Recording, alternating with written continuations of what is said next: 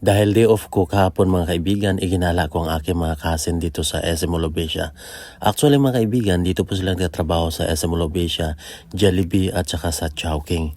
And dahil day off ko, so naisipan kong igala sila, so magbanding kami.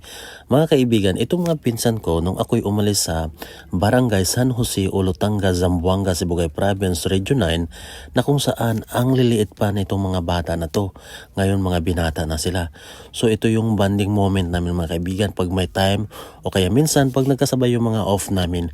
So ginagala ko talaga sila dito sa Metro Manila para naman ma-explore sila. Hanga rin ako mga kaibigan sa mga bata na to.